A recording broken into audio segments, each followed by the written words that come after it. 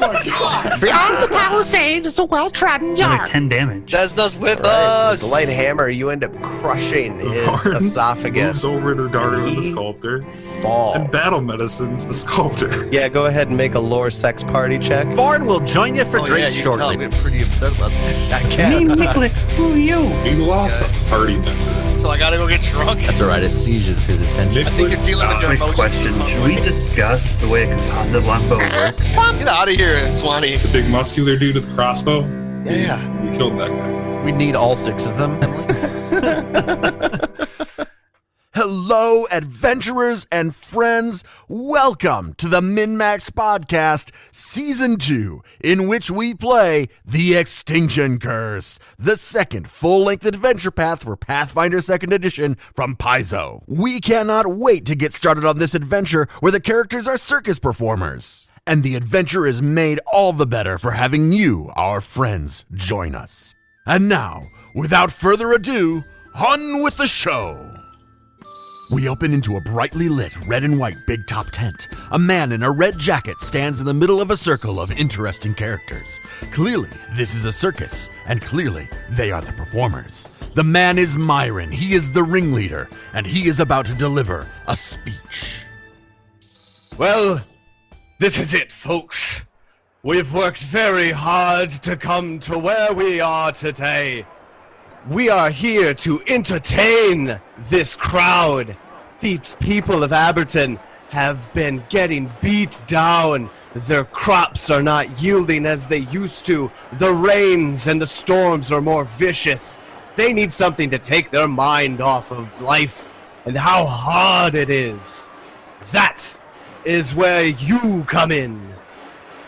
Myron is the ringleader of the Circus of Wayward Wonders. He's brought you all here in one way or the other.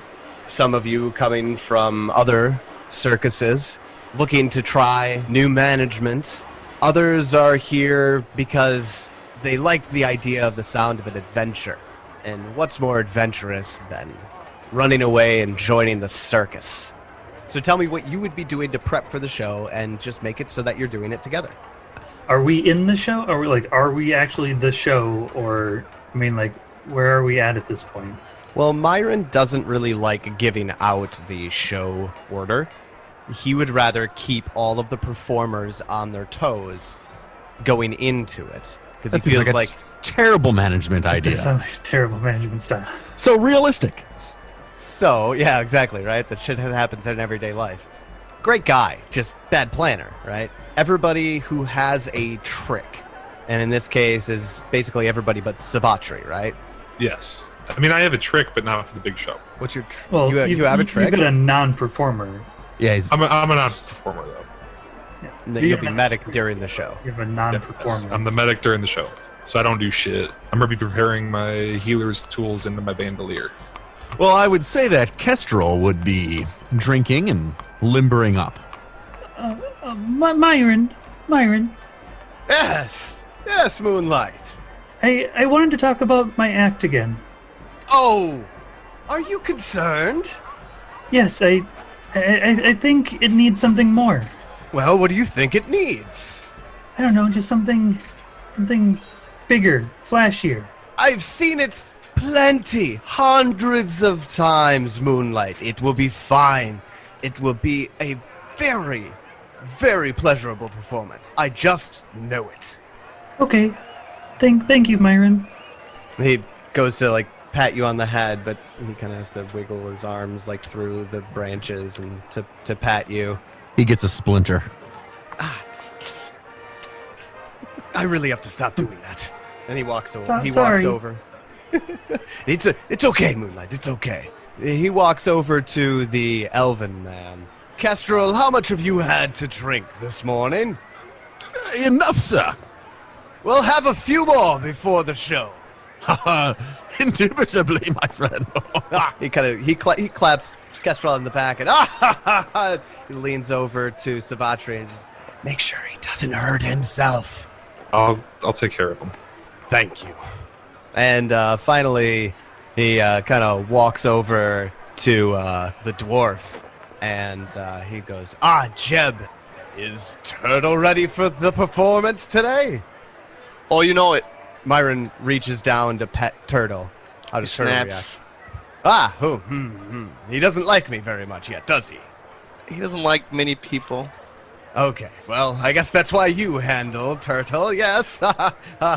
Ooh. Does it smell like buttered popcorn? I was looking up stuff about tigers, and fact number 13, tiger urine smells like buttered popcorn. They fit in perfectly at the circus. Oh, God.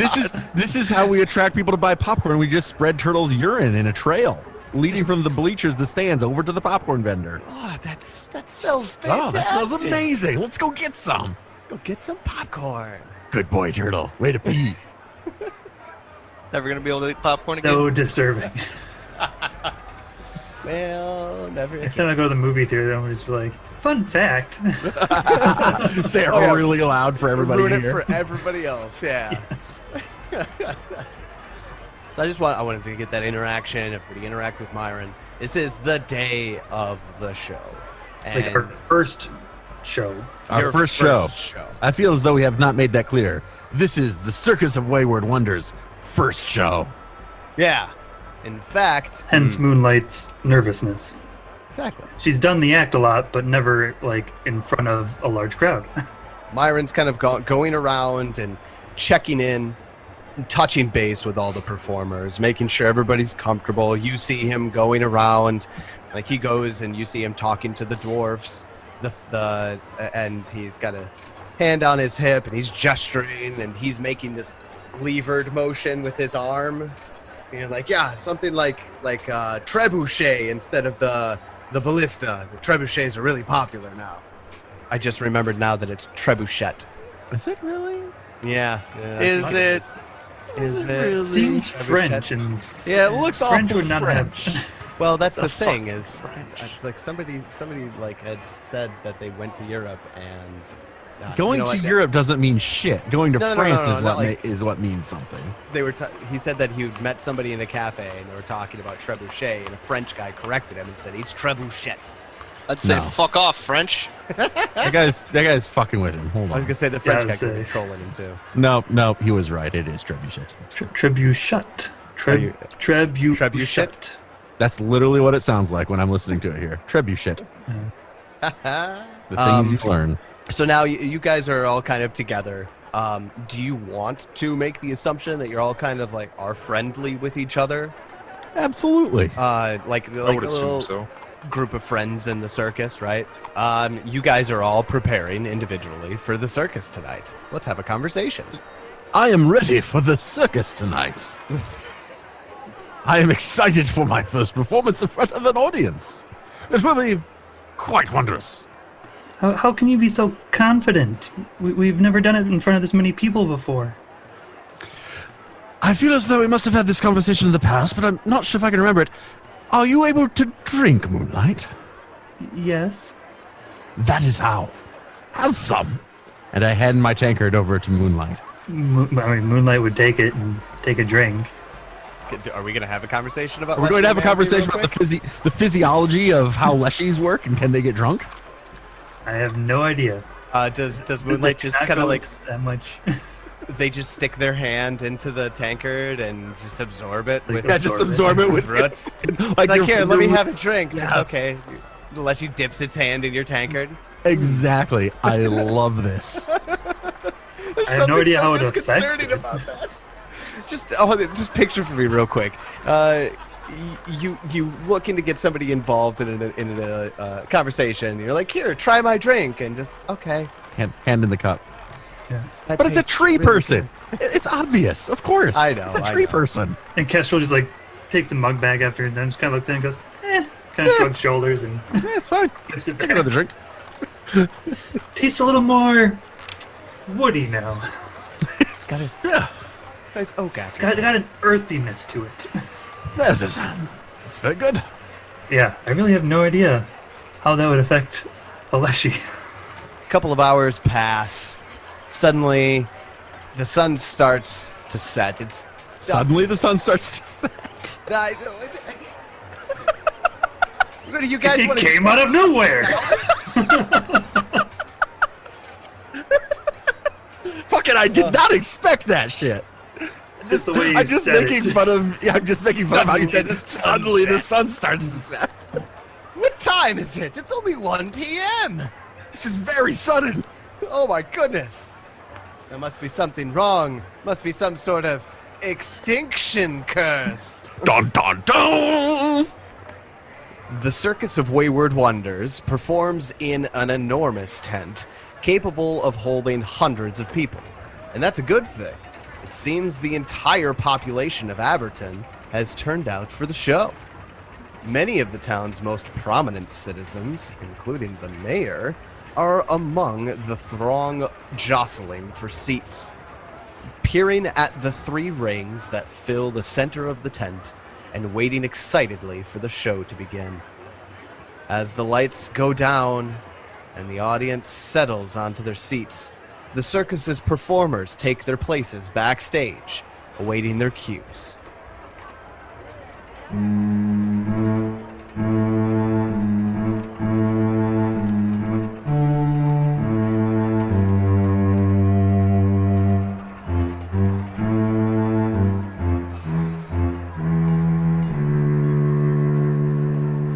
Come along, girls and boys, come and see thrills and joys, the Circus of Wayward Wonders. There's a spell in the air, it's alright, you can stare at the Circus of Wayward Wonders. Have some food, have some drink, where you don't have to think, the Circus of Wayward Wonders. There's so much you can do, just a copper or two, in the Circus of Wayward Wonders. When your life's got you down, there's no fun to be found, and it seems that the world is rotten. Turn to us for a lift, entertainment's our gift, all your worries will be forgotten. Now you're here, stay a while, let us bring you a smile, the Circus of Wayward Wonders. What you'll learn is to say, just to show you the way to the Circus of Wayward Wonders. We have acts of intrigue, things you're scarce to believe, the Circus of Wayward Wonders. But I swear it's all real and our price is a steal, the Circus of Wayward Wonders. When your life's got you down, there's no fun to be found, and it seems that the world is rotten. Turn to us for our lift, entertainment's our gift, all your worries will be forgotten.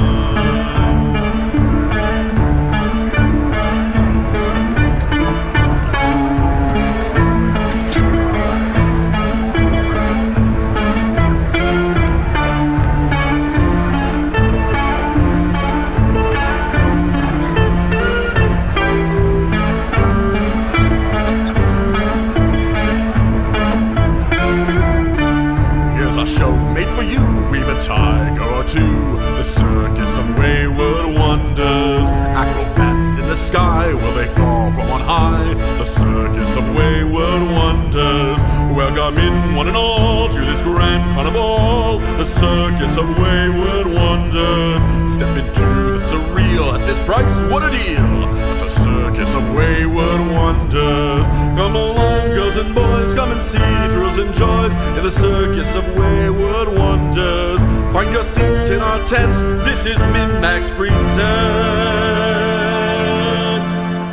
the Circus of Wayward Wonders.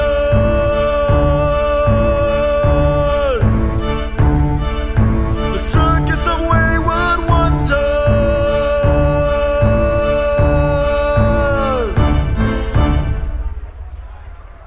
Suddenly, several of the performers closest to the curtain that separates the 3 rings from the rest of the tent leave their assignments, gathering in a small crowd to exchange frightened whispers and hushed gasps.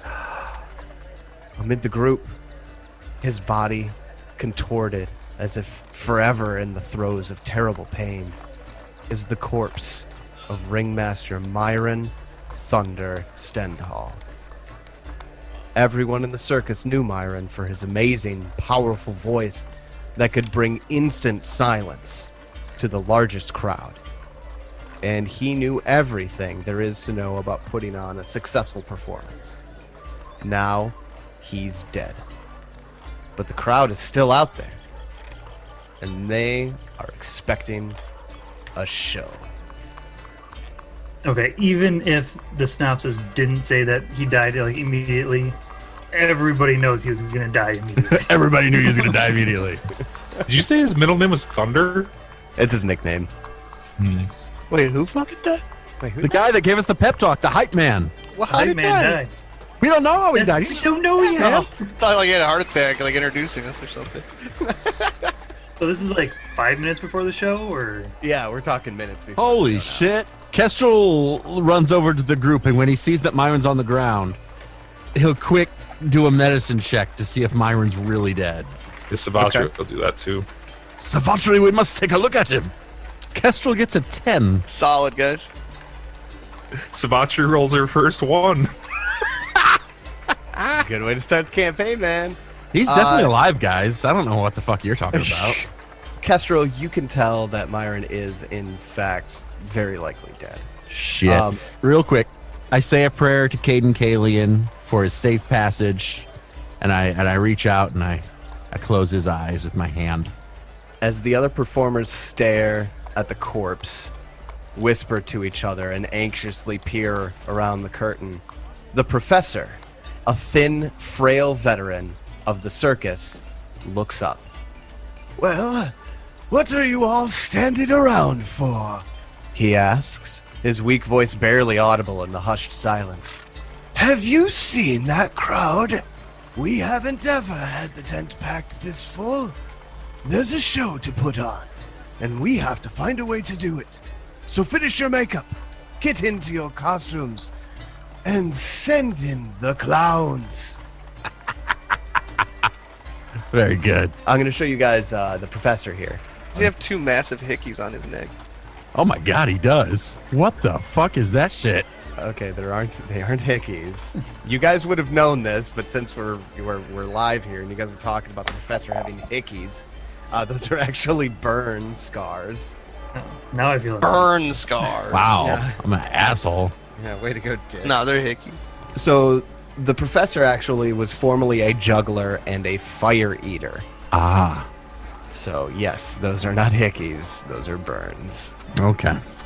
All of the other performers, people that the party are, familiar with, have gotten familiar with over the last couple of seasons here, preparing for the first circus show. Axel, who's never actually been, Myra never agreed to bring him on. He always told him in public that, I don't believe your dedication. I don't think you're ready for it. And in private, he would tell all the other performers he was testing him to see his dedication. Axel stuck around, but Axel is shaken. All the dwarven throwers are like hugging each other, and they look like they're making this big giant ball as they all huddle and hunch over each other. That's good. It's good. There's a couple of other ones that are here too, but everybody just looks like stunned to inaction. And the professor sends out the clowns, and this big, dopey looking clown with just sad pastel looking makeup with this big club comes out, and he goes, You want me to go out like this? and another clown, this little tiny scrawny thing, goes, come on, Peach Pie, we gotta go. They go out, and the lights go up, and the clowns start doing their act. I don't know what kind of clown acts they would be doing. They smash things with hammers. Fruit goes flying into the audience. Balloons. People laugh. While the clowns are Some distracting the crowd here, the professor walks up to Savatri and goes, Savatri, we must get the performances figured out. Myron never told us who was doing what. We need to split up the performances and decide who's the opening act. Okay. Who the fuck is the opening act? Me. You are? Is Did the we talk opening, about this? the Did opening we- supposed to be like not that great, right? Who are our axe Tyler? All right, so yeah, this leads me pretty well into the next portion here, and Patrick Rennie actually wrote the section of this book for Life in the Circus, and that's a pretty decent chunk of the book actually. Life in the Circus details circus basics, how to run the circus, preparing for the show, putting on a show. There's a lot of downtime rules, but right now we're just gonna get nuts and bolts, the show. So, running the circus, you're actually split down into 4 different acts. There's the opening act, which is there's one performance during the opening act. It's not the clowns. Not the clowns. The clowns are just there to distract. We'll get to the send in the clowns action later. Okay. Because that is an action. We'll cover that here in a sec. The opening act is one performer. The build-up has 2 performers performing simultaneously, one in each ring. The third act is the big number, and that's one performance or one trick. And then finally we go into the finale, which all 3 circus rings are filled, and we have 3 tricks going on simultaneously. There are 6 NPC acts that are already in the book. And I'm going to go over those real quick with you guys. There's the Dwarven Throwers, and it's a group of dwarves who they shape themselves into living ballista and launch themselves through the air. There is Elysia and Mr. Tickles. Elysia is an animal tamer, and she handles deadly vipers of many kinds and dances with a 16-foot-long anaconda called Mr. Tickles. What? Yeah. Anaconda dope. I'm calling it Elysia Jeb affair. Then we have Axel, and Axel's act is called Axel's Amazing Aviary. Axel has never actually performed in front of a crowd before, but he produces birds from underneath his cloak. They fly, they sing, they deliver sweets to children in the audience. The Flamboni sisters, but use see feats of juggling from 2 brave sisters. Can they juggle fire? Will they set themselves on fire?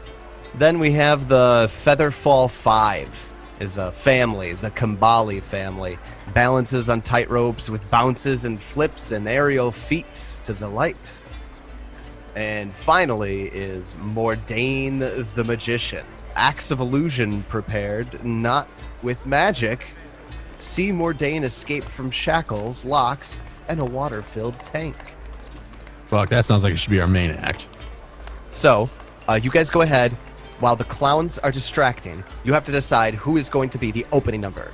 And the professor will kind of look around at some of the performers. Some of these folks may need some encouraging to go on after this, but the show must in fact go on.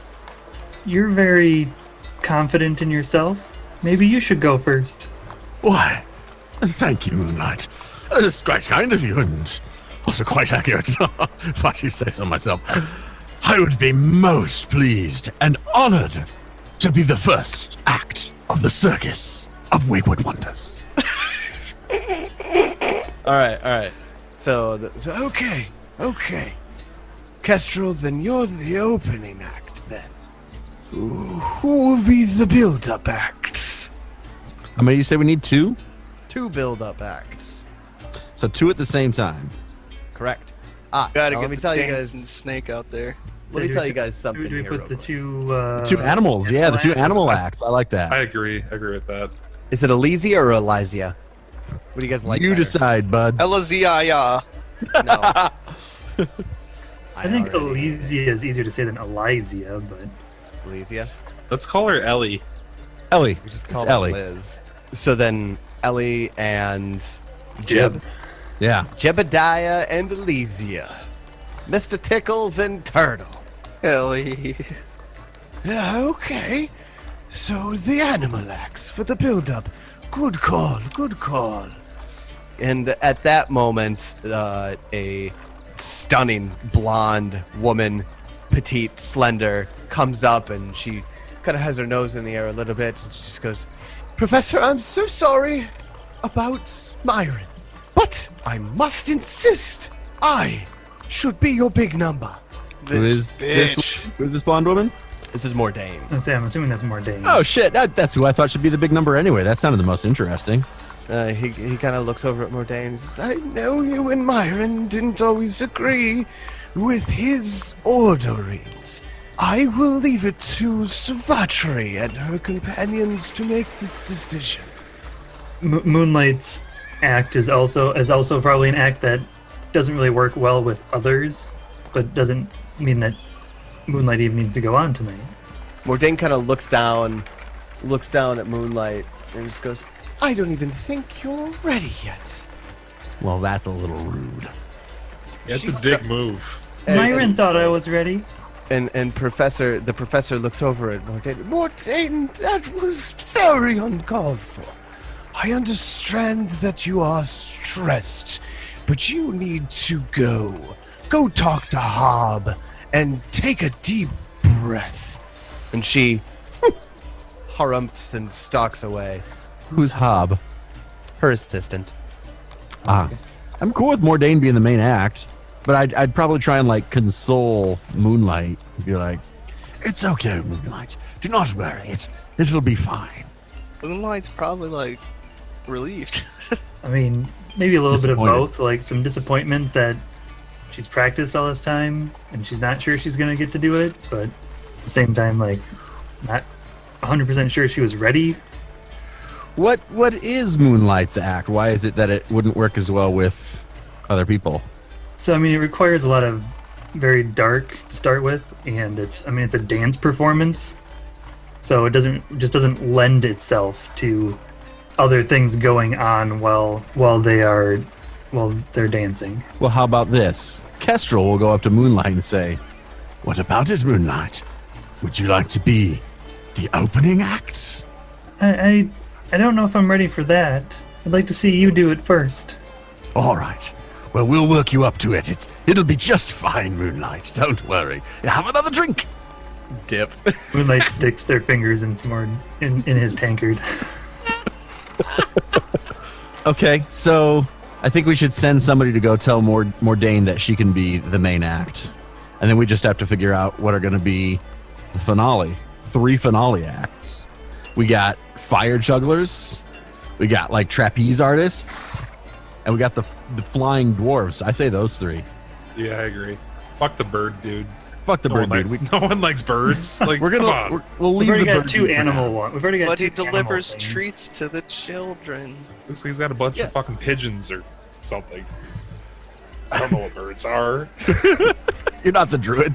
White bird. I say we go with the dwarven throwers and the Featherfall 5 and the Flamboni sisters. Those 3 for our finale. I just like the name Flamboni. Me too.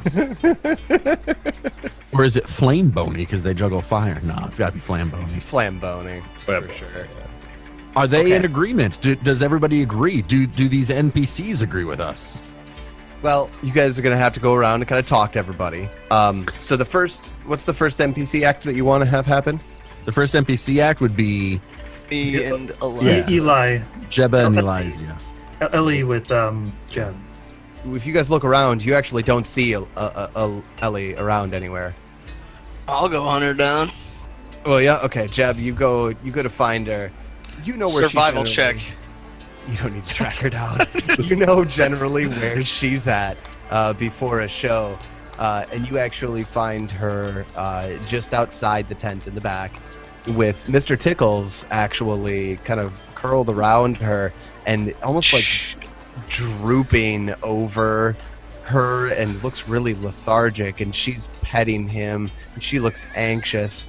She hears you coming and she looks up and she goes, Jeb, something's wrong with Mr. Tickles. Fuck. I tend to Mr. Tickles. He won't eat. He won't drink. Can I sense what's wrong with him? Yeah, you can go ahead and give me it's up to you, medicine or nature. Nature. 24. What's wrong with this snake?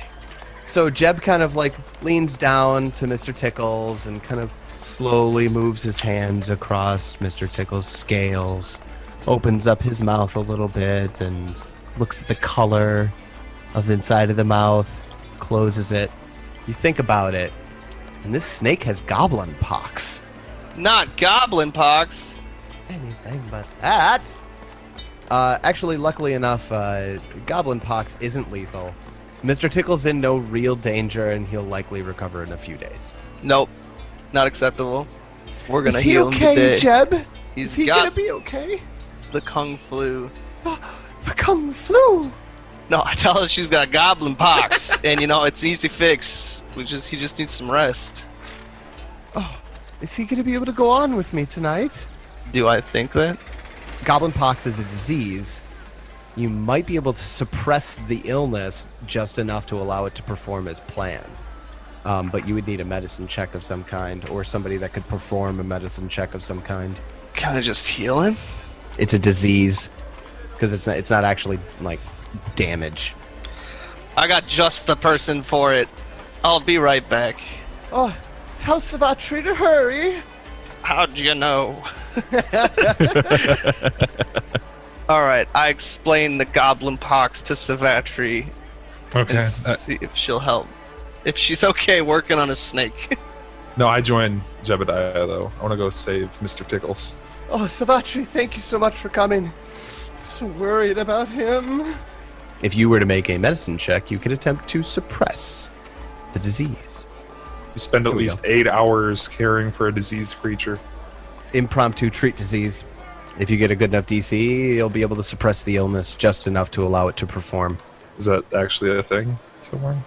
In the book that I'm holding right now, it is. Okay, that works. 21 medicine. Solid. So you actually reach into your pouch, and in your healer's kit, you have something that you think will work on snakes.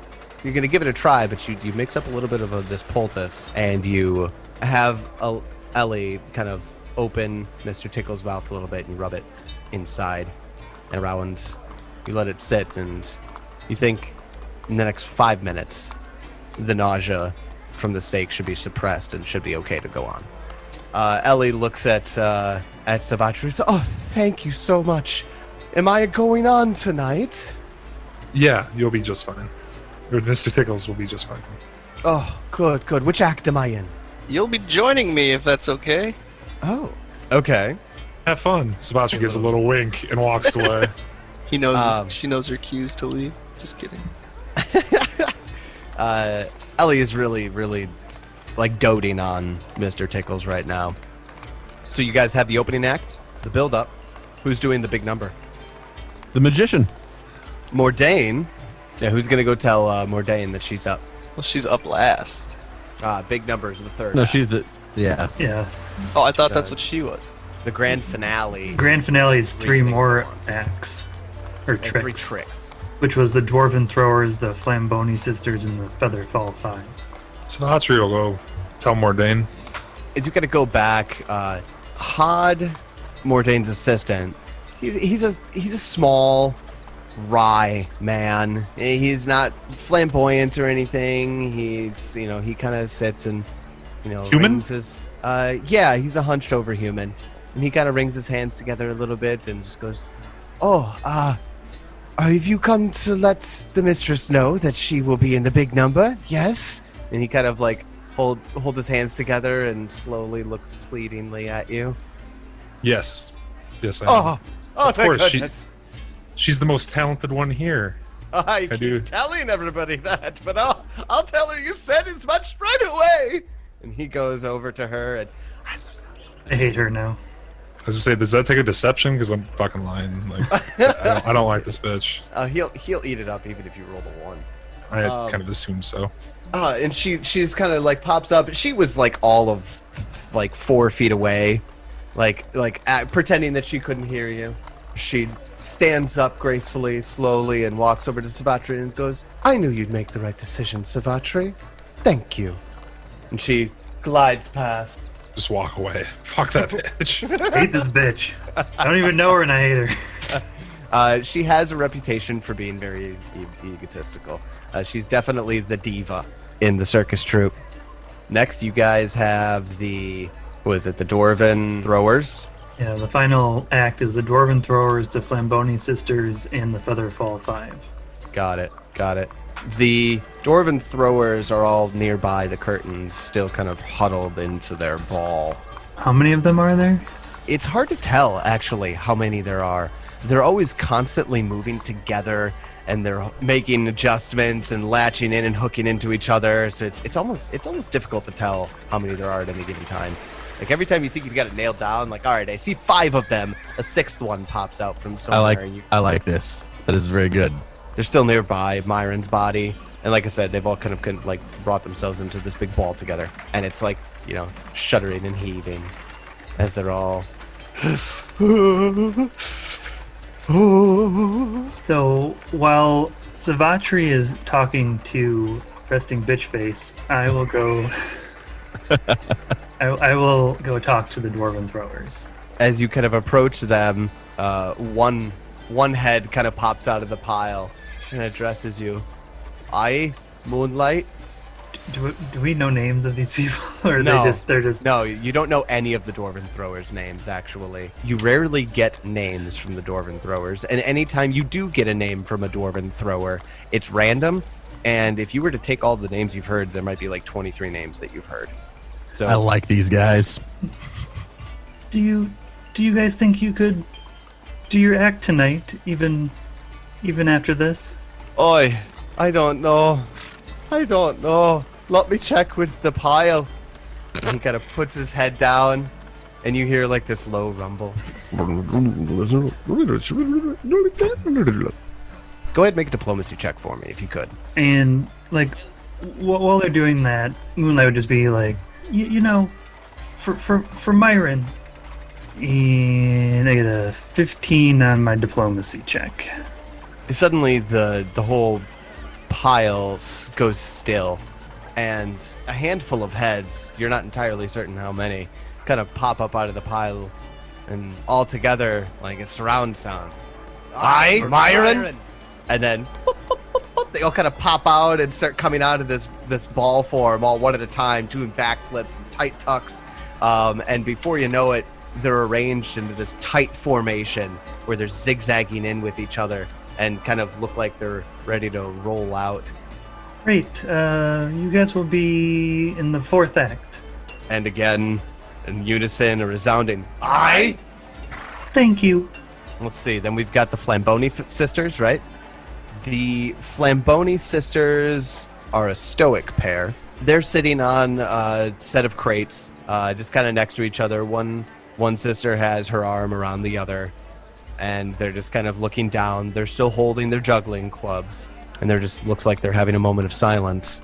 They look like they're going to be good to go, or nah? Who's looking? Perception checks from somebody that's nearby?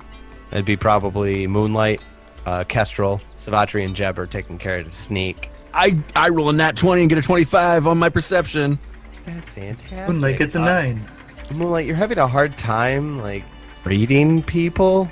Kestrel, on the other hand, you know the Flamboni sisters type. They'll take it in stride, and they'll be ready to go when it comes time. You don't think you necessarily have to do anything with them, maybe just give them a moment to gather themselves. I do that. I leave them be, but I know they're ready for it. All right, then that leaves us with... Featherfall 5. Ah, the Featherfall 5. Featherfall 5 are a family of acrobats, and... Totally not the Jackson 5. It's the No. Featherfall 5. Featherfall 5, thank you very much. They all wear white leotards. The Kambali family is nearby, and they look a little remorseful, right? They don't have any like children in the act. They have maybe like a 13 or a 14-year-old is the smallest they have. They are all kind of all praying silently together. You also think that there's a good chance that they will also be ready. I'll let Kestrel's nat 20 on that sense motive from the previous one carry over from the Flamboni sisters. Sure. I go ask them, everything all right, friends? The father, Albert Kambali, looks up at you. We're good, Kestrel. Thank you. Very good, my friends. It's a hard time, but we're going to put on the show. May Desna be with us this evening. And Caden Kalian. And hope that the audience is really drunk. I'll drink to that. So the tricks themselves, or each act, is done as though it's one turn in encounter mode. Performing a trick is an action, and it's kind of treated like attacks in the sense that if you perform a trick twice, the second time that you take the perform a trick action, it will be at a -5 unless your trick has the agile trait. Then it's at a -4. If you perform a trick for the third time, -10 or -8 if it's agile. The actual success of the circus is dependent on two things: anticipation and excitement. Your crowd's anticipation has a value, and your excitement value goes up every time you successfully perform a trick. Sometimes if you critically succeed performing a trick, it goes up a little bit more. If the PCs generate more excitement than anticipation, the show is a success. If they generate less excitement than anticipation, the show is a failure. A critically successful show is much more difficult to achieve than other critical successes in Pathfinder. In order to put on a critically successful show, the PCs must generate exactly as much excitement as anticipation. Now, I'm going to let you guys know here, Myron did a lot of legwork leading up to this show. The show is at maximum anticipation currently. The circus has a prestige of 1, and this performance has an anticipation of 15. So we'll get into that depending on how well you guys do. But there's a couple of other actions available to you while you're in the act or in a turn. There is the action called Send in the Clowns. And if you or another performer in that act has failed or critically failed a trick check, you give the signal for the clowns, the circus's clown troupe, to come on stage and rescue a botched trick. A failed trick becomes a success instead, or if it was a critical failure, it instead is a failure. The clowns can only be sent in once per act, and only one trick check is affected. The other action that's available to you, more specifically, this is a reaction that's available to you, called Co-Star. Now, the Co-Star reaction has a trigger that is another performer in the same act as you is about to attempt a trick check. The performer has to be, of course, willing to accept your aid, but you help another performer in the act pull off their trick, possibly granting them a bonus to the triggering trick check. So you're going to attempt a check that's the same as the trick that you're aiding. So if somebody's like, for example, if Jeb decides that he wants to aid Elysia, he would make a nature check because that's the check of Elysia's trick. And you could give her a bonus on whether or not she succeeds. So of course the Co-Star reaction doesn't really work for the opening act or the big number. Now there's a couple of the party members who are not involved directly in the shows and in the performances. In this case, we've got a couple of non-performer roles that are going to happen, who are Savatri and Moonlight. Choose their non-performer roles. Savatri will be the medic, so if anybody critically fails and is going to be injured, or if the trick they're trying to complete has the injury trait, it prevents them from being injured. There are some of these tricks do have the injury trait, and if they do end up getting injured, then they're actually out for the next performance, likely. We'll get into the rules for that if and when we run across it, but for right now, let's hope nobody gets hurt. What about Moonlight? Have you made your decision on your non-performer role? I'm actually looking at Carnival Barker. It's kind of a little weird, but... Then, guys, cue the circus music. Woo! The professor goes over to Kestrel. I think the clowns have done all that they can do. Kestrel? I am ready to do my trick. Kestrel goes out into the audience, carrying a large tankard of ale. It's empty, and he does a little bit of an act, as though he is looking to try and find somebody to fill his tankard. The music changes, signaling that a new act is about to start. Kestrel continues to kind of wander around and look for somebody to fill his ale. He wanders into the middle of the ring, in fact, where all the performers are supposed to go. At this point, onlookers probably aren't sure that he actually is the next act. A couple of the circus performers come over and try and tell him that he needs to go back to his seat, but he feigns ignorance and just says, "I'm just looking for another drink." They try and take hold of him, but he slips out of their grasp and rolls backwards. As he does so, he lands up against a large, tall pole. He starts to climb the pole as the guards chase after him. Climbing the pole, he does a bunch of tricks. Think of like a pole dancer. Elegant. And as he climbs the pole, he sometimes slides back down drunkenly, feigning drunken. Or is he feigning drunken? Maybe he's really drunk, maybe he's not, who knows? And as he does so, the guards try to grab him and he shoots back up, and he slides back down, they try to grab him and he shoots back up. And then, as he gets to the top, he sees at the top of the pole is another tankard of ale hanging from the ceiling, magically. Not really magically, it's hanging by a rope. It was put there on purpose because this is the act. He reaches out for the tankard. Circus magic. He reaches out for the tankard, but he falls off of the pole. But what's this? He lands on a slack rope and bounces back up and lands on a tight rope. That's right, this is not only a pole dancing act, it is also a slackline act and a tightrope act. All three in one. The crowd realizes that it's not just some drunkard from the audience and that this is, oh my god, this is the act. Exactly. And, I want Kestrel to make his trick check.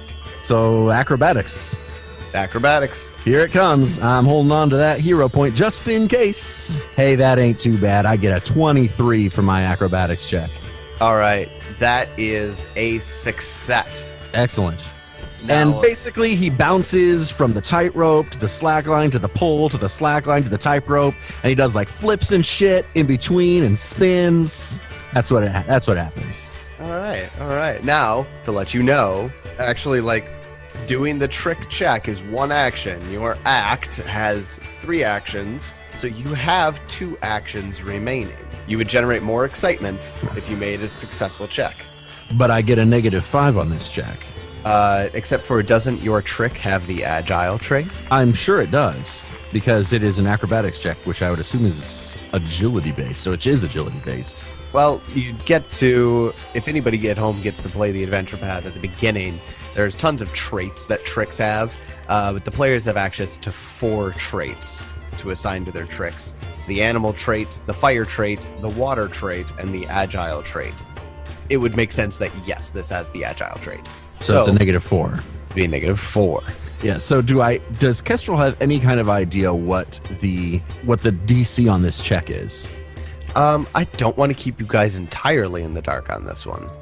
This is a DC 15. So to get a DC 15 at a -4, I need to roll an 11. Now, if you just fail... nothing really happens, right? Yeah, if you fail, there's no effect. Nothing up, nothing down. Okay, so that's what I'll do then. I'll make at least one more athletics check to see if I can hit that 15. Here it comes. Try and go through a real big flip. Ha ha! Except I roll a 1, so that'd be a critical failure. We're gonna launch out that hero point, and and re-roll that. Ooh, I roll an 18 and get a total of, well, I forgot to give my -4, but it would still be well over a 15. So it'd be a 21. A 21 is a success. And I am not trying for that third success. I'm letting that go. The crowd gasps as it looks like Kestrel is doing flips in the air, and it looks like he's going to land on his feet on the slack line, but he misses it and hooks it with his elbow and bounces back up onto his feet, and everybody applauds. And finally, as the grand finale of the trick, he gets up onto the tightrope, and he lines himself up, and he gets ready, and he leaps, and he grabs the tankard of ale from the rope, and he slides down the pole upside down, drinking it, and spilling it all over himself. And then finally, he is caught by the guards and hauled away, doing a little bow as he's being dragged bodily away from the circus ring. And the crowd is just, they're loving it. They're eating it up.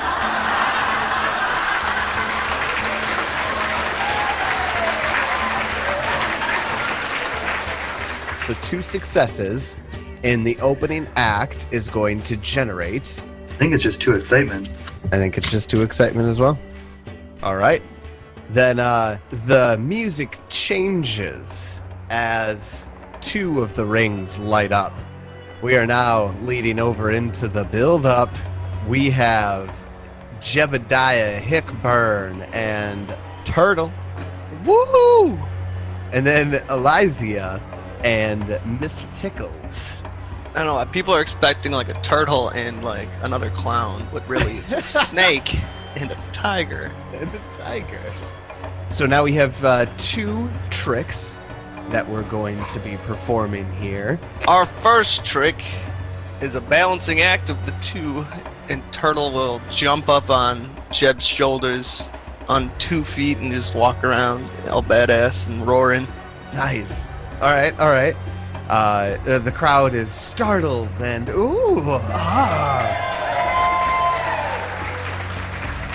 Go ahead and give me, what's your trick check on this one? I mean, nature, athletics, I guess. Doesn't really matter. I mean, you only get 1, so. We'll do nature. Turtle falls, I guess. No, Turtle doesn't. You get a 14. No, Turtle doesn't fall off of your shoulders, but you guys sway back and forth a bunch. See, it's not, you're not failing this one, but you're not looking very elegant right now as you kind of teeter a bunch. I want Savatri and Moonlight to give me perception checks. Moonlight gets a 20 on perception.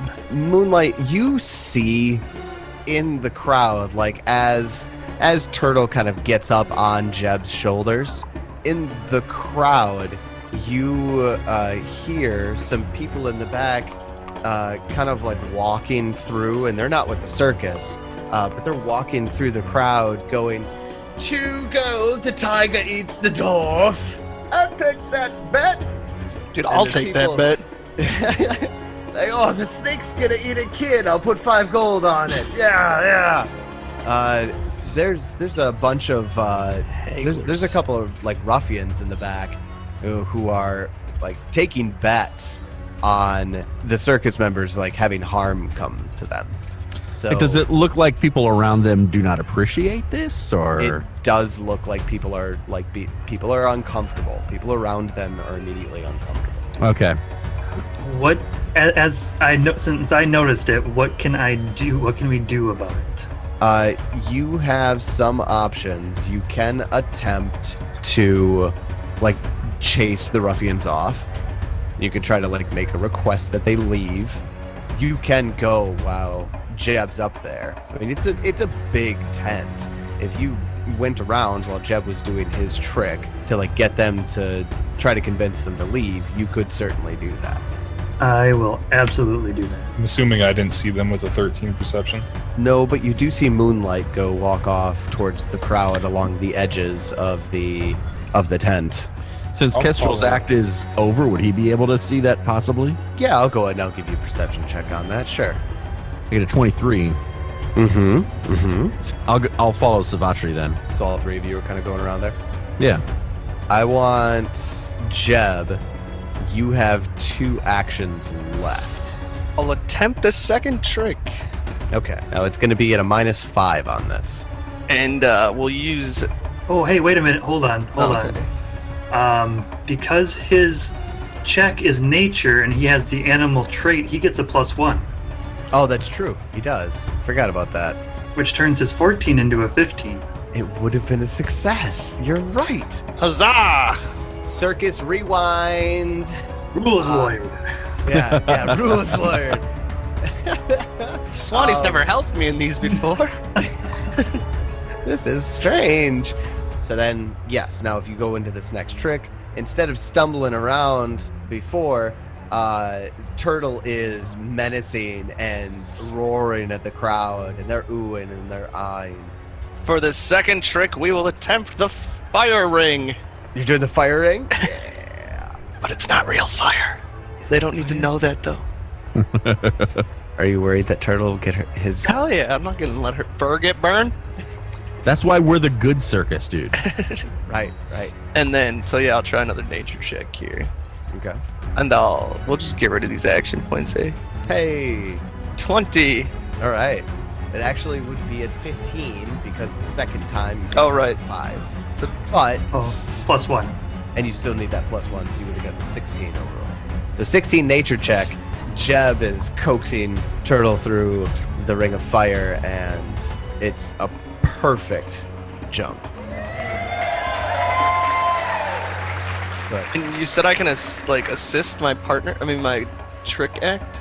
I mean, like Ellie yeah, you can do a co-star reaction during So that's- Ellie's performance. will be my third one. It's a reaction, actually. Okay, I'll just wait then. Yeah, I was gonna say you can pass that. So I throw my hands up and go towards Ellie. In that time, during the ring, as it was getting set up and Tiger was leaping through it, the other three, Savatri, Moonlight, Kestrel, kind of go up to the hecklers. One of them kind of looks down at you and squints and says, "What do you want?" Moonlight will politely but sternly tell them it is time for them to leave. Can I make an intimidation check? You could do either or. Diplomacy, intimidation. We'll roll it and see how this goes. Oh, okay. So, Moonlight rolls a 25.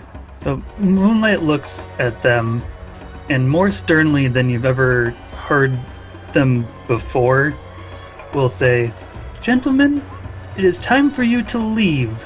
Now." And unbeknownst to Moonlight, these wreathing shadows start like coming up, and these images be behind them, and the ruffians' eyes go wide, and they scramble out of the audience. Well done, Moonlight. That is very well done. Not only was it well handled, it was so well handled that you gained one excitement from the crowd. They're ecstatic that you scared them away, and they loved the way that you scared them away. So yeah, in response to Kestrel's encouragement, Moonlight will say, "Thank you, Kestrel." And the crowd immediately around you all, they begin clapping. And just as Jeb points over to Elysia and Mr. Tickles after the successful Ring of Fire jump, Elysia begins doing this dance with Mr. Tickles. And Mr. Tickles is like curling around her body, and she's going with little subtle flicks of her hand, almost like a belly dance of sorts, except for it's being accentuated by flicks of the tail on Mr. Tickles. And she is going to make a trick check. What's her plus? Her plus is 7, and since she's not being intimidating at the moment, it's a nature check. Plus 7 nature. And this is where you can co-star if you want to. It's a reaction, so I can wait till I know the roll, right? It works like aid. Oh, okay. Well, I won't do it on her first one. It says, as you are about to attempt a trick. Yeah. Okay. I won't aid her yet. Does she get the +1, or is that already calculated in? No, it's not already calculated, and she does get the +1 because it's her act has the animal trait. So, Great job. Elysia, everybody is really, this is a sultry snake dance from a 16-foot anaconda. Yeah, and Mr. Tickles, and she starts getting closer to the edge of the ring, and suddenly Mr. Tickles, although is still wrapped around her, is extending foot by foot closer and closer to the audience, and begins hissing and intimidating the crowd around him. Elysia is going to make another check here, another trick check, and this one's going to be intimidation. So what, like +3 because of the minus? -5 for her, so +2. And then I'll aid on this one, so what's that give her? So you have to actually succeed a... It's still an Yeah, animal. you'd have to make an intimidation check to aid you on would have this to make one. the intimidation check to aid on this trick. Nothing happens if I fail, right? Correct. As The intimidation doesn't work. It actually scares the shit out of everybody. This isn't a joke anymore. No, the Elysia will actually fail her second trick check. You guys could send in the clowns right now. Yeah, I mean, and that would use her third action. Correct. I think that's what we need to do. Yeah. And so it turns a failure into a success. So then what's going to happen is Mr. Tickles is actually going to go out farther than he should have, and it's making Elysia go off balance. And she's about to fall over, and Mr. Tickles is getting closer to the ground. It's about to ruin the whole act. And all of a sudden, one of the clowns actually falls down from above the rafters and has an invisible rope that it's using to kind of like pull, quote unquote, pull on Mr. Tickles to like make it look like the clown pulling the rope is making Elysia go off balance. Elysia goes and regains her balance after that, and Mr. Tickles kind of comes back and wraps around her, and she bows, making it look as though it's part of the act. And the crowd loves it. Okay, now we're going into the big number. The grand finale. This is no, the big number. Oh, that's right, the magician. This is Mordain the Diva. This is RBF. I want perception checks from everybody while the Mordain's tank has to be taken out, and it's done in a dramatic fashion. Spotlight on the tank slowly rolls out into the center ring. Vach rolls in nat 20, it's 26. Moonlight gets a 23. Kestrel rolls in that one and doesn't notice anything. Kestrel's drunk. Drinking. Not too drunk, just currently drinking. You can't see, through a tankard when it's all the way up to your lips. Exactly. Savatri, as you're kind of looking when Moonlight kind of rushed out or pushed out some of those people taking bets on the animal handlers getting hurt by their animals, or their animals hurting the crowd, you notice like under the bleachers near that section is what looks like to be a couple of brightly colored, like bright yellow vipers under the bleachers. And there is a small child with a ball that's rolling in that direction, and it's crawling under the bleachers right towards the vipers. Get the snake handler. Yeah, is she nearby? Ellie? No, Ellie actually, as soon as her act was over, she took Mr. Tickles right back to her wagon. Wait, was this the magician chick? Is anybody near me? I say, is he the only one that notices? Yes. No, Nobody take nearby? that back. Moonlight, you do notice this too. I mean, I'll run at the snakes and try to kind of shoo them away with my whip. Well, we don't whip things here. I'm not tell gonna the hit druid them. I'm who gonna can talk to I'm gonna try to like animals. intimidate them or something. No, get the druid. Yeah, get the Yeah. druid. Jeff, go take care of that. All right, Jeb, you're gonna head over there and see what you can do about the vipers. It'll attempt a wild empathy check All right. So, Jeb, it's on my charisma-based druid. Jeb, you kind of go. You see a need to get there quickly because of the child that's slowly crawling to its inevitable doom. So you kind of cross over because the spotlight's on the tank rolling into place right now. So you can you safely run across and like around one of the rings as opposed to around the edge of the tent to get to that section where the bleachers are. And you get down on your hands and knees. And the vipers all three of them stick their head up and they turn to you. And go ahead and give me your wild empathy check. Just a diplomacy roll. I got a 17 on the animal empathy. I'm gonna Yeah, just run and save the kid. I'm gonna grab the kid. Yeah, can Kestrel make a perception check to see if he sees this all happening? Like see Jeb going over there? I want to say you got your perception check.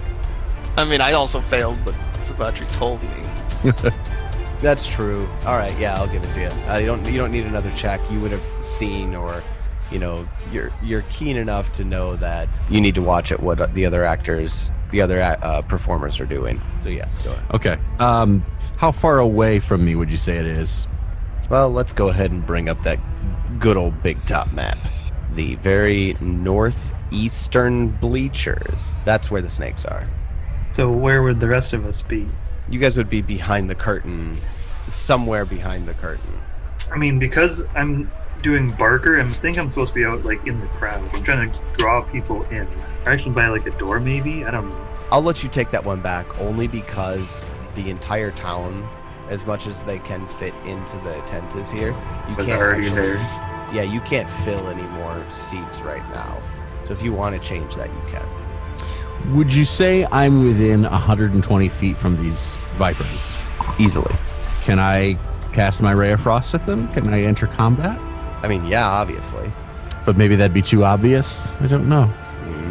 Make up your mind. I'm about to describe what happens with Jebediah's failed wild empathy check here. I'll do pyrotechnic instead, if that's okay. Yeah, absolutely. I mean, yeah, I'll absolutely launch a Ray of Frost at them. Okay.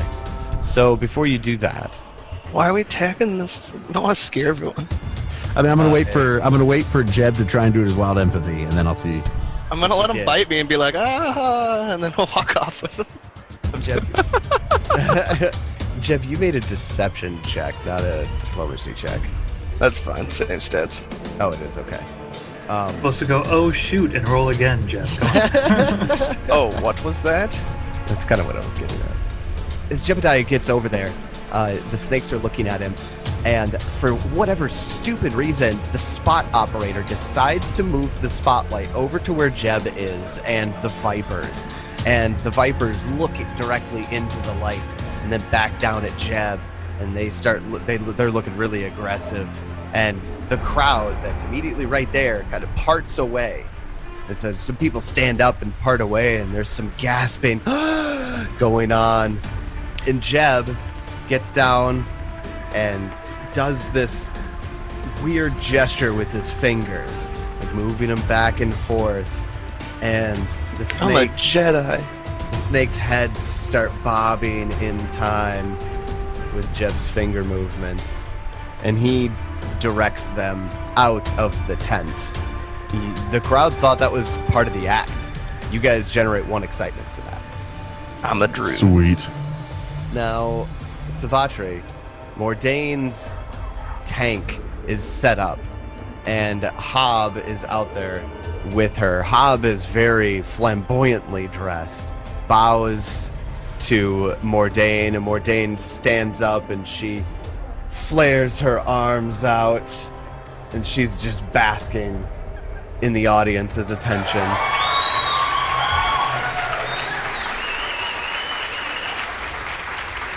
People are clapping for her. She's so elegant. Ooh, ah. And then they tear away the curtain around the tank to reveal it's filled with water. And Hob waddles up behind her and click, click, snaps some shackles on her. And then takes some chains and wraps them around her ankles. And then up and around the shackles. And then padlocks it all together. Hob just lifts her up right over her head. Suddenly you realize, holy crap, that guy's got a lot of strength for the little short guy that he is. And he walks up a set of stairs that was placed next to the tank and gently places her in the water. And she elegantly drops into it. Now, for Mordane's trick, Savatri, you would know this ahead of time. Mordane's trick does have the injury trait. Okay. So the first thing she is going to do is she is going to attempt to make a thievery check to escape her binds. She's going to get a +7 on this. I'm rolling this, aren't I? You are. Hoo-hoo. He gets a 20. Mordane, while she's in the water, her hair is like, you know that thing that hair does in water, and you see those underwater videos with people with long, really nice hair. She kind of flicks her head back and forth underwater, so it makes this crazy wave as she's slowly sinking down in. But if you have a keen eye, you see that a little bobby pin is falling from her hair, and she grabs it and starts picking at the locks. She successfully picks the locks, but unbeknownst to the audience, because she's going to make a show of it, that was really fast. So she's going to make a second check. And this one is going to be a fortitude save to hold her breath. She normally gets a +8 on the fortitude, but because it's the second attempt to the trick, she's only going to get a +3 on this roll. And she's going to get a 13. You see air bubbles violently are now leaving her mouth and her nose, and her eyes go wide, and so you see it. It looks like she sucked water into her lungs. Savatra, you see that because you're watching this. And in the clowns. We send in the clowns. Send in the clowns. And we should also help her, right? She's about to die. Well, let's My distract the crowd from the fact that she's drowning. Yes.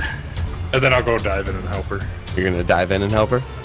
Do whatever I have to do to help her. Yeah. Savatri kind of sees what's happening. She looks at Peach Pie, and he looks over and goes, "Do you want me to break open the tank?" And he just kind of slowly shuffles over, and Blueberry's behind him and kind of pushes him in the butt, and Peach Pie kind of stumbles with his big club around, and he falls face first, and the spotlight goes over to him, and Blueberry tries to help him up, but Peach Pie face is too big, and the crowd's distracted for the moment. Savatra, you said you were going to run out and help her? Yeah.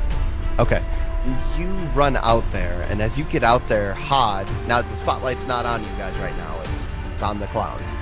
Hod kind of puts his hand up and he just goes, give her another chance, give her another chance. And she is going to, I mean, she's already unlocked herself.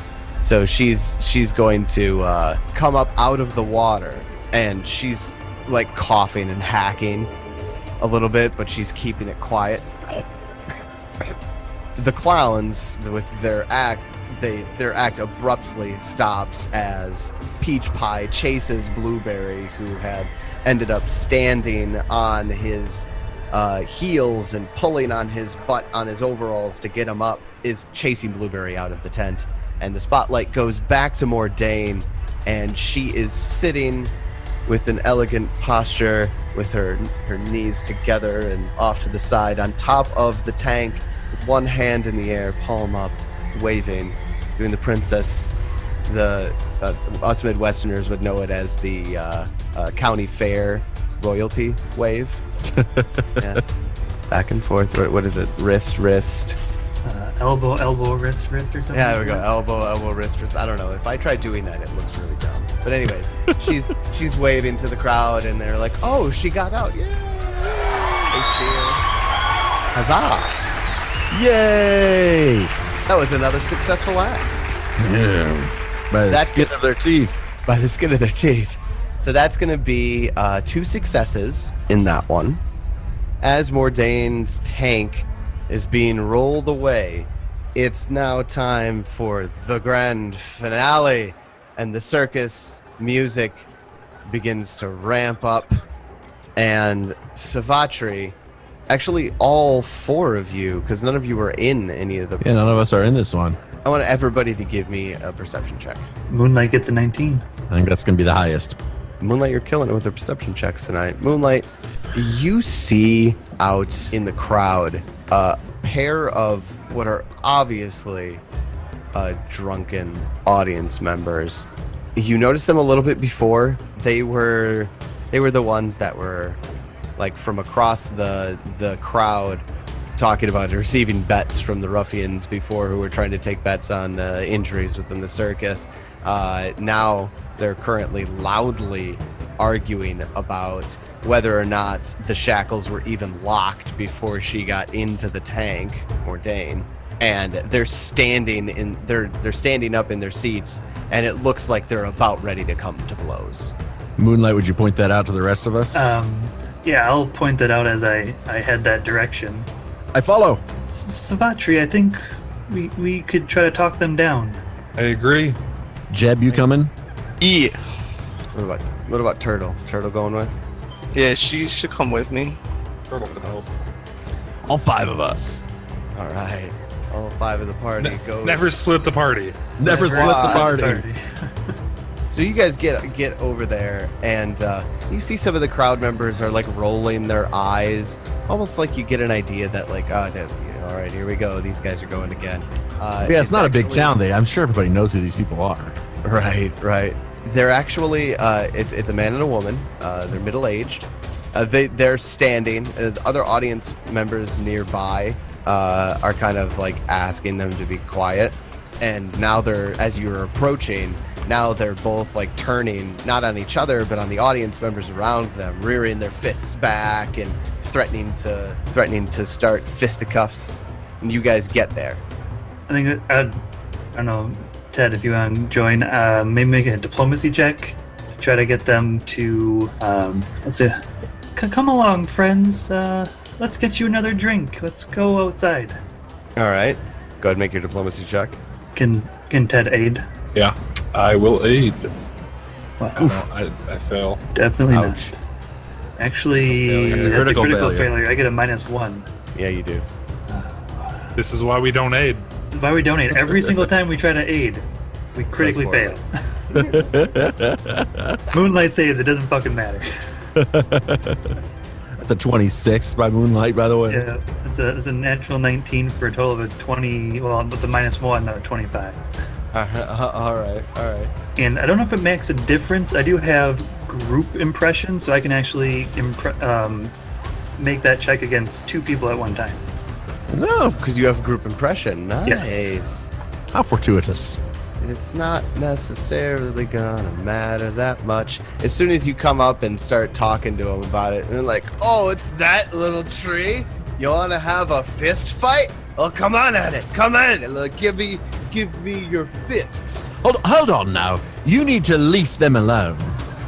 Oh, it's a funny man. Well, you want to have a drink outside, or you want to get some fists too? Ah!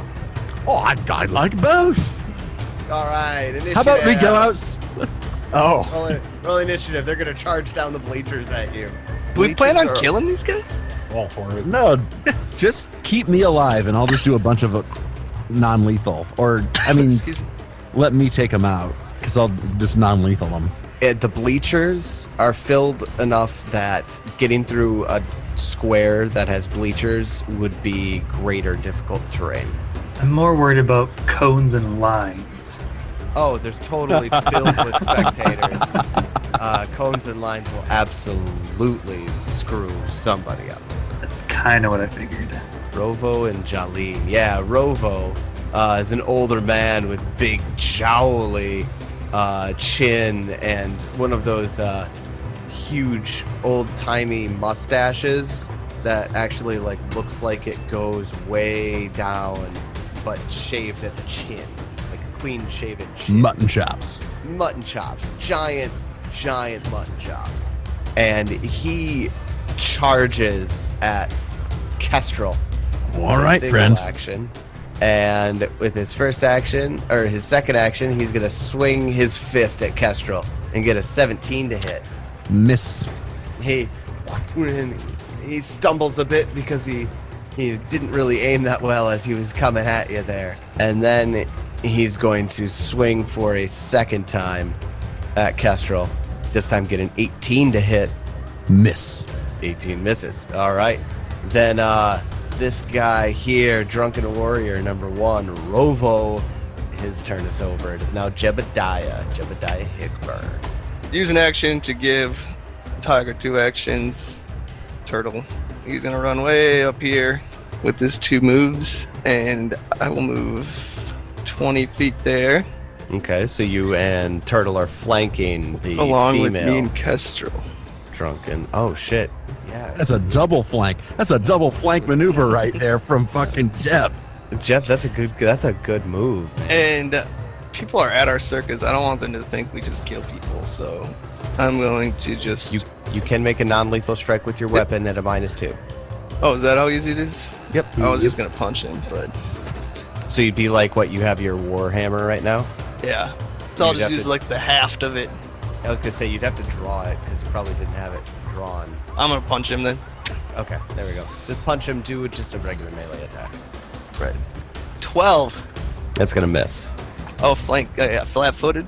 Oh, flat-footed. That I don't know how easy these guys are to hit, but actually, that's enough. Because you're flanking him, that'll do it. what's That untrained flanking fist? maneuver. 24 or not even? 24.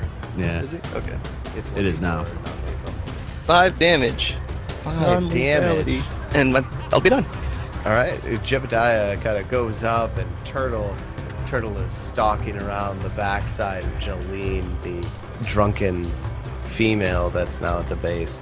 The crowd's kind of backing up a little bit. Jeb just kind of goes in for a kidney shot and gets her right in the ribs. Were you attacking her or the guy? I was going for the dude, sorry. Oh, the dude. Okay, yeah. Then coming from behind. Now he's wary, and you end up giving him a shot right in the kidneys. Behind, thud. He grunts. Ugh!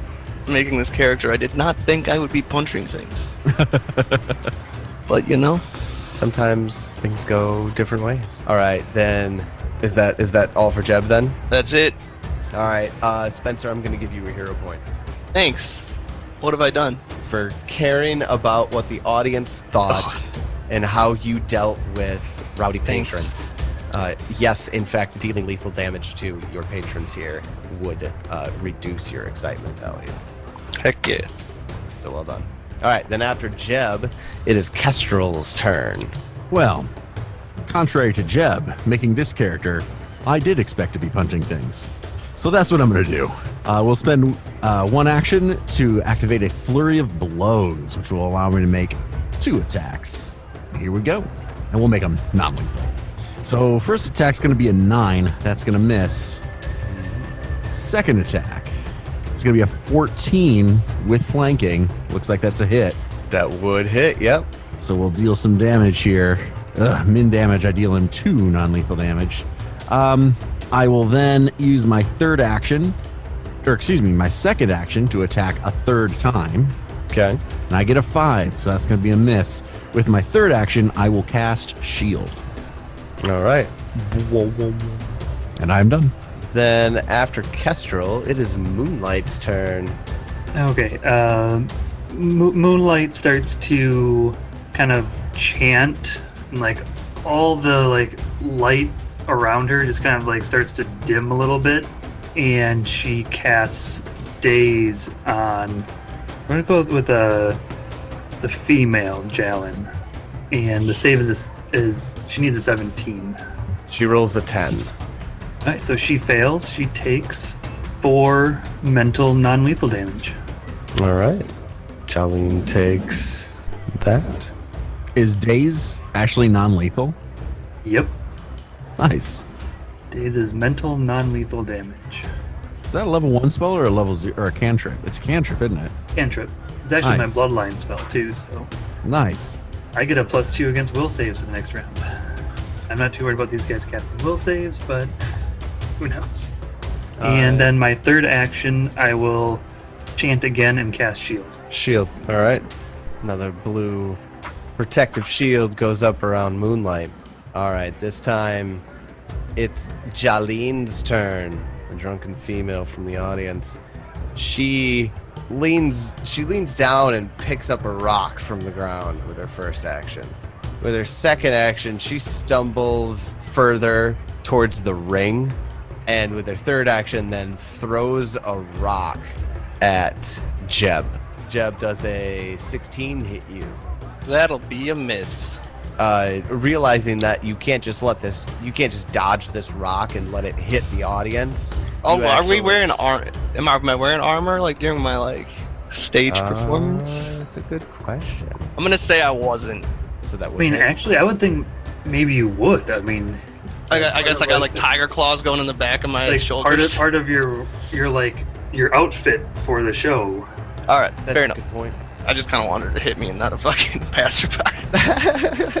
You realize that you can't just let this rock hit into the audience. So as she throws the rock at you, you actually catch it in one hand and just drop it to the side of you. Dang, I'm good. Her eyes widen in surprise, and she looks angry and belligerent. Yeah, it's Savatri's turn. Savatri will use her first action to try to trip Robo with her whip. Get a 17 on my athletics check. And that's versus his reflex DC for a trip. I believe so. Let me double check. That is correct. And he will fail. Or you will succeed is more accurate. You will succeed on your trip. Please tripped. So he is now prone. Very good. my second and third actions, I will use command and try to command Jolene. So what does command do? I haven't seen it yet. We'll find out right now because she failed the will save. So I shout out a command that's hard to ignore. You can command the target to approach you, run away, release what it's holding, drop prone, or stand in place. It can't delay or take any reactions until it has obeyed your command. The effect depends on the target's will save. And then the duration is until the end of your next turn. So you're telling her to run away? I'm going to tell her to drop prone. Drop prone. Got it. Okay. Then after Savatri, we're going to go back to the top of the order. And now it's the drunken male brawler. And he kind of drunkenly stumbles to the south. He's prone. He's prone. I tripped him. That's right. He stands up with his first action. And with his second action, he'll then stumble out of flanking off to the south. He's about just to take a 5-foot step to go just to the south of Kestrel, but he ends up stumbling a little farther, and he moves 10 feet instead. And then he goes to swing once, but instead of swinging once, he's going to use his third action to, he looks like he's breathing really heavy, He spent his third action to go into a rage. And it's Jebediah's turn. Jeb will move down here and attempt a punch again. 16 versus flat-footed. 16 will hit. 5 damage again. 5 damage, nice. And I'll give my last action to give Turtle here some moves.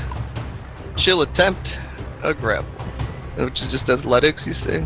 Mm-hmm. Only 12. Okay, 12 is not a success. Her grapple's just tries to lay on. She's a small cat. I don't think. And that'll be my turn. All right, then after Jebediah, it's Kestrel. You're up. All right. I will, again, spend one action to do a flurry of blows, and we will attack the flanked Rovo. Attack number 1. I get an 18 to hit. An 18 does hit. I will deal him, 2 non-lethal damage. I have rolled min damage on both of those. You have. Attack number 2 with the flurry. That's a 19 to hit. That hits. I will deal, you have got to be kidding me, another 2 damage. Holy crap, that's every single damage roll so far. Has been a 1. I'm better at punching. Yeah, you are. I will use my second action to attack a third time. I get a 14 to hit, and he is flanked. Yeah, he's flanked, and he's raging. His AC is bad right now. Is another hit. So that's now 3 non-lethal damage I get to deal there. And I will spend my third action to cast shield again. All right. I see Desna threw you a bone there. What do you mean? Let you get a 2 instead of just 1. Oh, yeah, just a 2 instead of 1. That is so ridiculous. That is 3 1s in a row followed by a 2. That's fantastic. All right, I'm done. That is my turn. All right, then after Kestrel, it is Moonlight. You're up. Moonlight will take a guarded step away from Rovo and towards Jolene. And then I'm assuming since we're out here now, there's no crowd members or anything like that out here. Out on the stage. Between the ring and the bleachers? No, there's no crowd out there. Right. Specifically between me and Jolene. No, yeah, there's nobody there. You're good. You're good there. Okay. So I will do that same thing where I start speaking a language that probably nobody in at least my group understands. And then I release literally a spray of colors at Jolene. So color spray, I'm assuming. This will be color spray. All right, Jolene is going to roll a 15 to save on that. So that is a failure. So she will be blinded for 1 round. So she's blinded for 1 round and dazzled for 1 minute. And then that's all 3 actions. Okay. After Moonlight, it is in fact now Jolene's turn. First thing she does is she's going to lose her first action because she's stunned 1 from the color spray. She uses her second action to drop prone because she was commanded to do so by Savatri. She's going to use her third action to just get angry while laying on the ground. She's blind. She's dazzled. She's super confused. All right, Savatri, it's your turn. Savatri will take a step as her first action, and then she's going to attack Rovo with her whip, and the whip is non-lethal. So I got a 20 to hit for my hit against Rovo. 20 absolutely will hit. Watch this massive damage. Rolled max damage, 3. Out of D4. D4 minus 1. Phenomenal. And then for my third action, I will attack Jolene, because I'm also flanking. Why not? It's a fight fest. and she's technically prone. Those don't stack, right? No, because prone just makes you flat-footed. 16 to hit, another hit. That's a hit.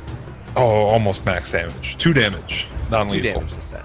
All right. So Savatri kind of steps over, so she's right in between the two drunkards, and cracks them both, and gets a slice right across their cheek as like warnings. Get out of here, drunks. All right, now we're at the top of round 3. It's Rovo's turn, and Rovo is going to take the tankard of ale that he had and move to hit Kestrel over the head with it. Bring it. He's gonna get a 14 to hit. Nah.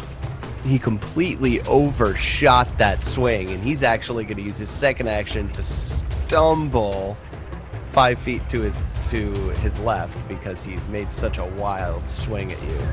And then he's going to throw a fist at you this time for his third action. Ooh, nat 20 on the roll. Oy. Okay. All right. I think I'll use my shield block reaction on this. Ah, okay. Well, he rolls a 4 on the dice, which would be... Max. It would be 9 instead of 7 because he's raging right now. It's 1 additional damage, not 2, so it's 8 damage. Okay. It's a crit, though. 16 damage. Roll that die again. We don't do just double. Aw, damn it. All right. I thought that was going to work, but it didn't. So There. 6. Okay, so 8 and 6 is 14. So 14 damage total. So I will use the shield block reaction to block 5 of that.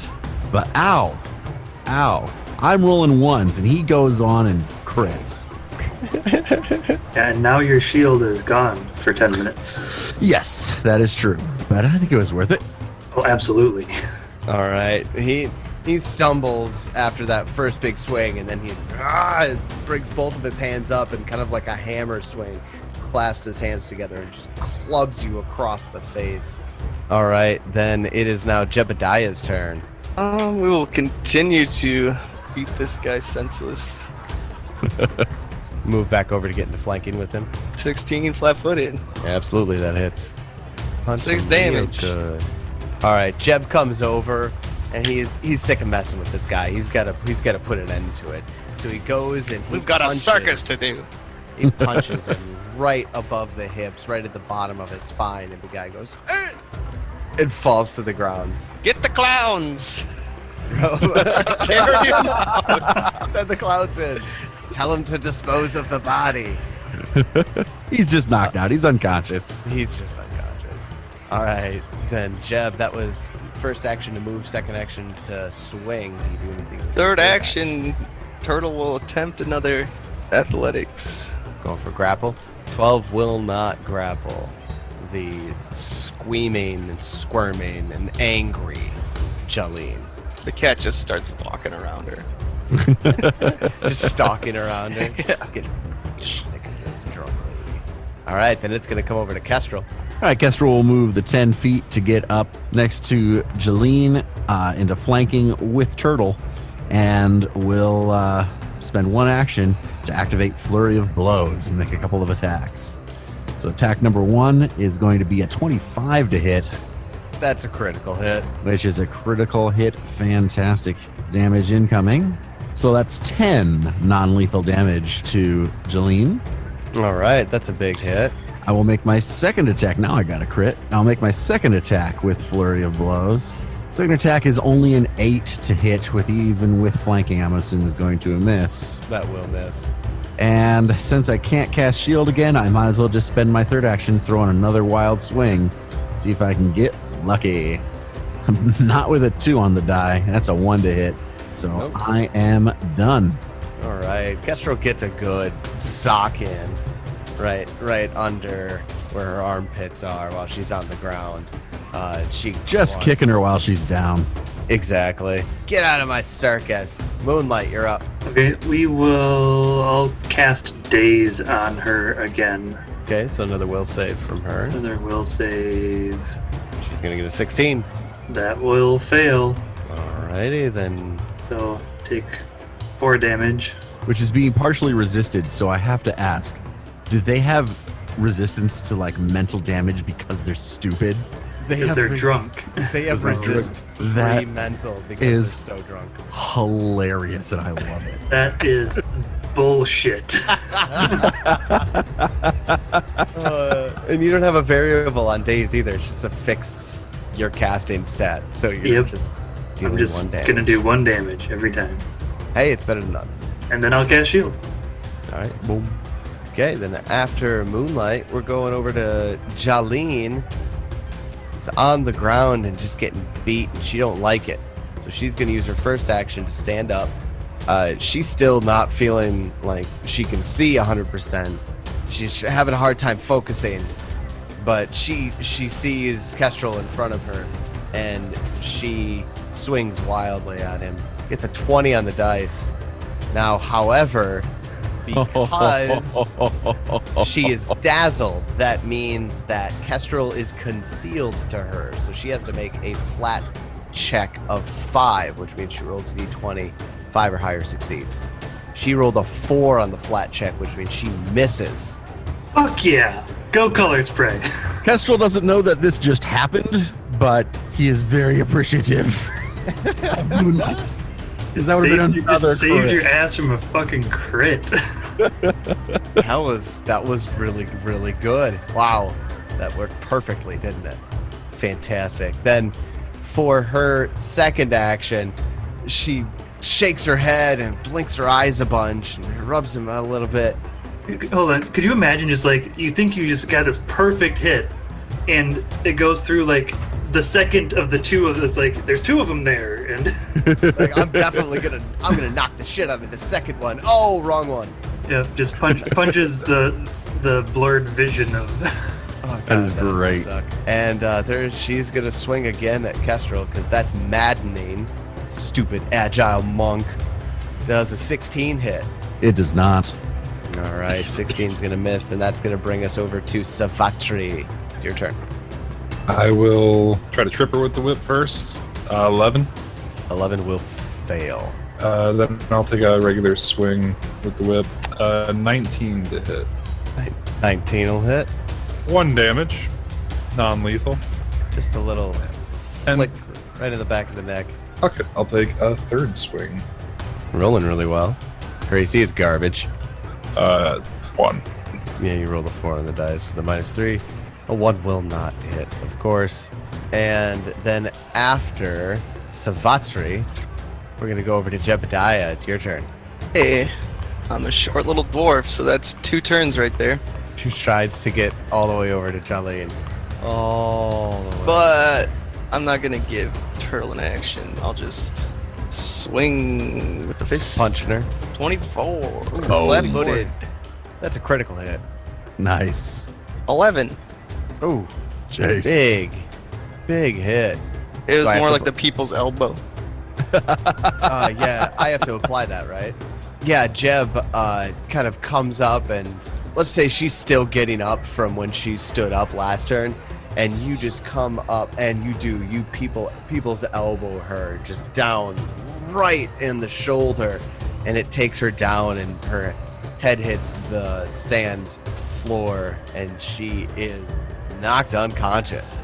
Then, real quick, I want to grab him and drag him out of here. All right. So now that the 2 drunkards have been dispatched of, the crowd responds pleasantly.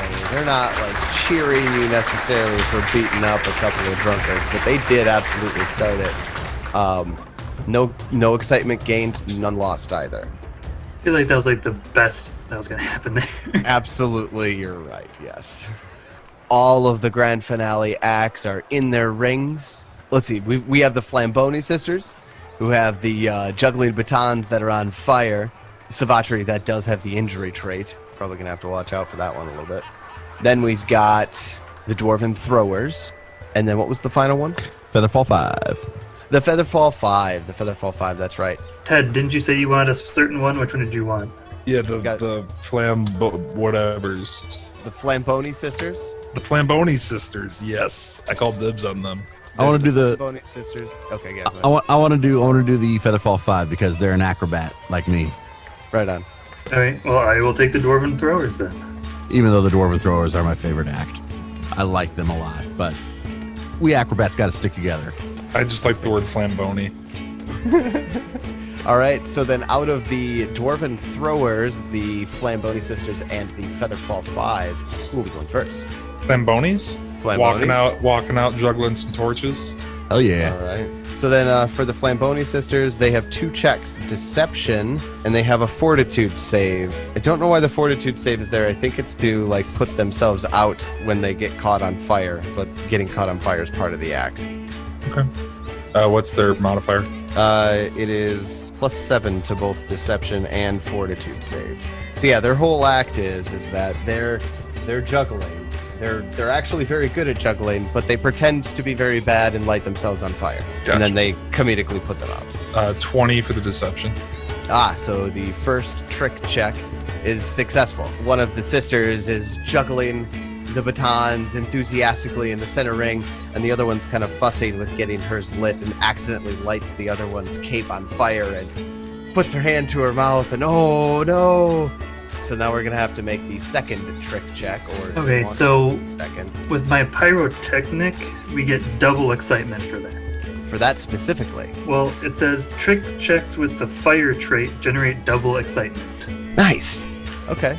And Cool, those guys have the fire Trait they do. trait.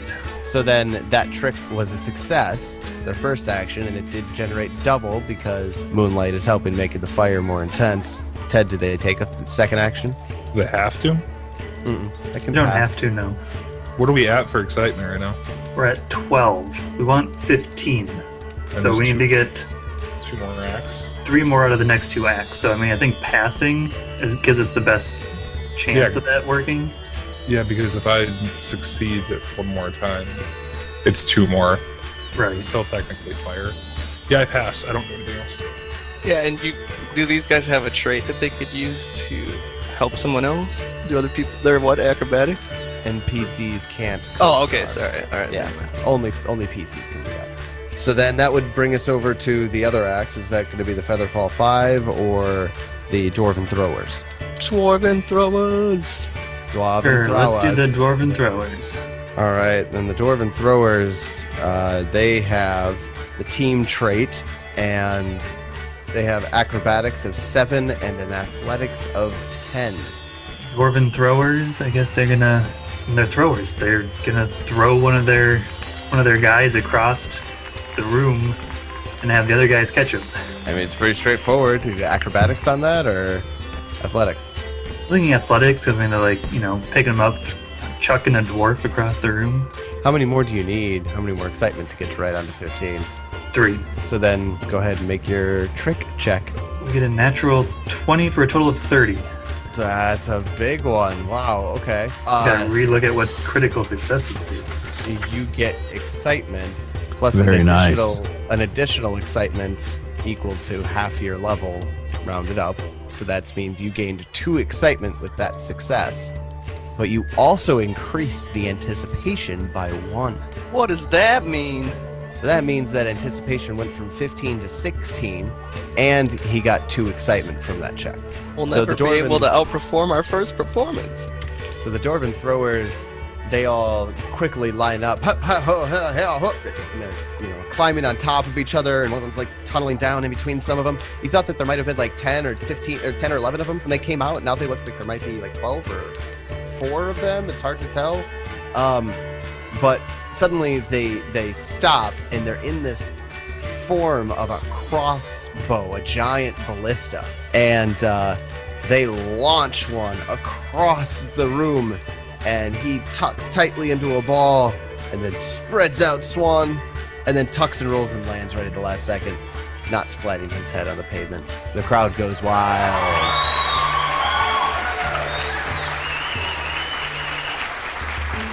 I say we try another one Another one with done. these guys. These guys have a plus 10 to their athletics. That's actually much higher than the other performers. Yeah, it really is. And I can do another athletics, right? Just it's at -5. Okay. So yeah, they will form up and like build a pyramid or something on one side, and the guy will climb to the top and Then launch like a bowling ball and knock them all down. There yeah, you something go. like that. Yeah, there we go. So we'll only get a 10 on that. All right, that is a failure. Not with the clowns. I think we send in the clowns. Third action to send in the clowns. As the dwarven throwers are all kind of like piling themselves up on the pyramid, one of the guys in the middle is like loses his footing suddenly, and he starts wobbling. But behind him, Peach Pie has a watermelon, and he just kind of like tosses it to himself a couple of times, and then lazily lobs it at the pyramid of dwarven throwers and just pulls them all over. But instead of falling down in a heap, they all curl into tight balls and land in uniform, like grid, perfect rows and columns. And ha! So that failure got turned into a success with the send of the clowns action. So that is all 3 actions of the dwarven throwers. Now we are down to The Featherfall 5. David, don't fuck this up. right before the Featherfall 5 start. You actually see them, they're pulling the net away, and the crowd's reaction to that is, oh my god. They all gasp. And they're all concerned. Oh my god, they're pulling the safety net away? Why would they do that? Aren't they gonna get hurt? There's a little child up there. You think that performing without the net thrills the crowd so much that a successful trick would generate more than the standard and excitement. So go ahead and somebody make the trick check for athletics. All right. So yeah, they have a +8. No, I'm gonna go acrobatics, yo. They have a +8 acrobatics and a +6 athletics, according to that picture, at least. Sorry, yeah, absolutely. Do the acrobatics. All right, here we go. I get a 22. All right. The high-flying Featherfall 5 are professional tightrope walkers and trapeze artists. They elaborately weave jumps and transfers and loops with each other high in the air. But without the net, they don't want to go at it for too long. So after some really hair-raising moments while they're up there, they do eventually climb down safe and sound. And the crowd was so excited by the fact that they were able to make it out there safely. Their success resulted in 3 excitement instead of just... Oh, that's pretty good. So as the grand finale comes to a close, all of the performers who are inside of the rings hold their arms wide and they bow to the crowd. The rest of the performers, the clowns, everybody lines up near the curtain, and everybody goes for a curtain call bow together, and the crowd is giving a standing ovation. Congratulations, this was a successful show.